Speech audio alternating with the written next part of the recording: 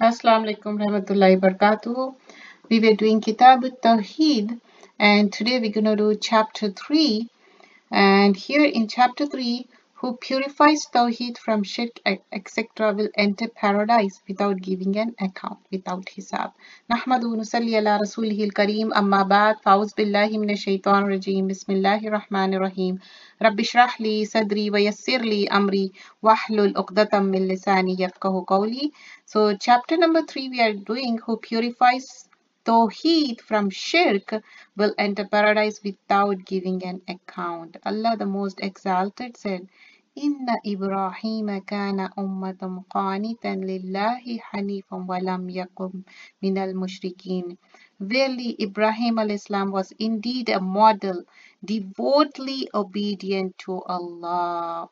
He were ummatan qanitan lillahi hanifa, unswervingly true in faith, and he was not of those who ascribe partners to Allah. Walam yakun minal mushrikin, he is not from the mushrikin, and this is in surah number 16 and ayah number 120.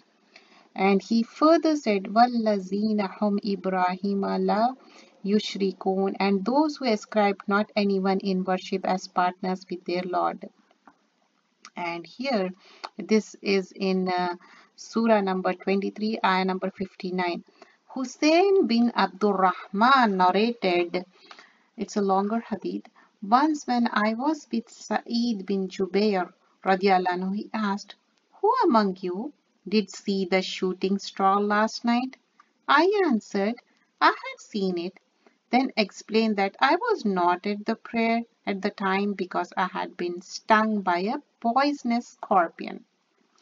So he said, what did you do then? He replied, I used ruqya to cure it. He said, what compelled you to do that? I said, a hadith I heard from Shahabi. He asked, which hadith, Shabi narrated? I replied, he reported from Burayd bin al-Husayb, who said ruqya is not allowed except for the treatment of evil eye, that is ayn, and poisonous sting.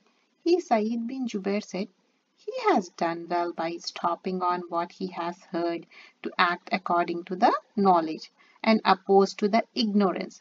However, Ibn Abbas narrated us that the Prophet ﷺ said, all the nations were made to pass before me, and I saw a Prophet ﷺ with a small group with him, and a Prophet ﷺ with 2 or 3 people, and a Prophet with none. Then there appeared a large group of people, okay, which I took to be by my nation, Ummah. But I was told that those were of Musa al-Islam and his people. Later, a larger group appeared, and I was told that those were my people. Among them were 70,000 who would enter Jannah without reckoning or punishment. Subhanallah.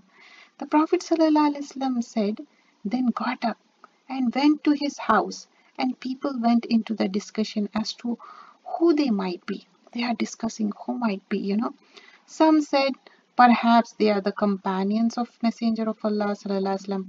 Others said, maybe they belong to those who were born in Islam and therefore had never ascribed anyone partners with Allah.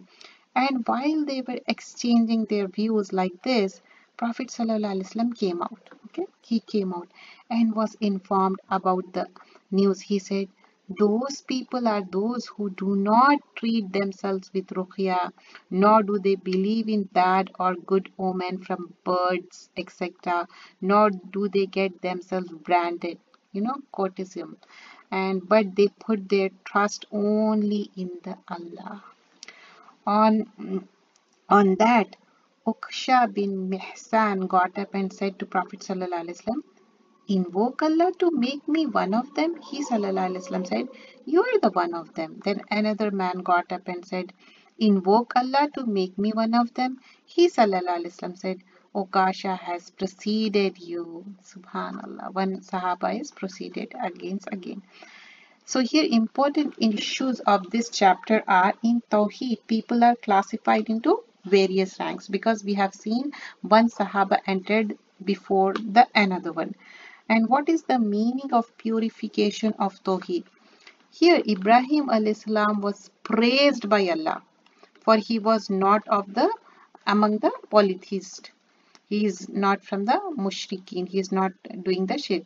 And Allah praised all those awliya, for they did not make anyone with him as partner, did not practice polytheism. So here awliya means all the who is believing in oneness of Allah, not doing any kind of shirk. And keeping away from cauterization and ruqya is the fuller purification of Tawheed. And possessing these characteristic traits is tawakkul Allah, believing in Allah. And the deep knowledge of the companions of the Prophet ﷺ, who knew that such degree of tawakkul in Allah could not be attained without action. Yes, without action it's not possible. So, like tawakkul in Allah could be attained without, with knowledge, with action. Okay. This shows how earnest the companions were in doing good, and the superiority of the followers of Muhammad sallallahu alaihi wasallam, quantitatively as well as qualitatively. Quantity and quality are here, and the superiority of the Ummah followers of the Musa alayhi salam we have seen, and all the Ummah nations will be paraded before Muhammad sallallahu alaihi wasallam. Every Ummah nation will be accompanied by its respective prophet, and we will be with, yes, our beloved Prophet Muhammad sallallahu alaihi wasallam. Generally, few people responded to the call of prophets. Prophets whom nobody responded to will come alone before Allah. And the substance of these facts is that man should not worry about numbers. Oh, this number, that number. No. Neither must he feel proud about huge numbers, nor he disheartened by the less number.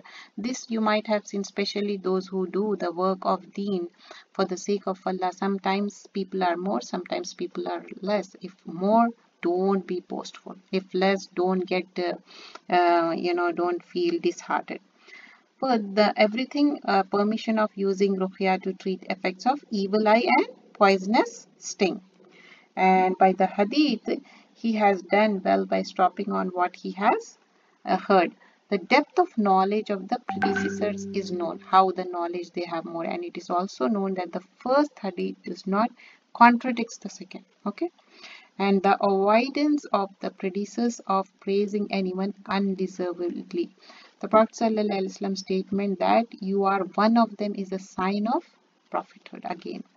And the excellence of Ukasha radiallahu anhu we have seen, and using ma'arid to mention something casually among other things, or a description open to various interpretation. The excellence manners of Prophet Muhammad sallallahu alaihi wasallam we have seen here. Jazakallah khairan kaseera. Subhanakallahumma bihamdika.